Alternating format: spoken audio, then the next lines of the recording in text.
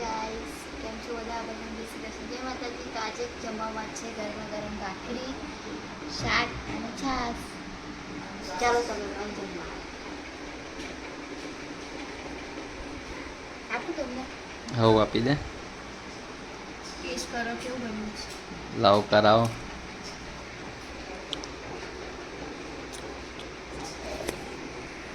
કેવું બન્યું એક છે? નંબર બન્યું છે, મસ્ત છે.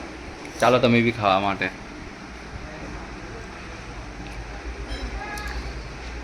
ગાઈસ, તો અમે જઈ રહ્યા છે સિટીમાં, થોડું કામ છે.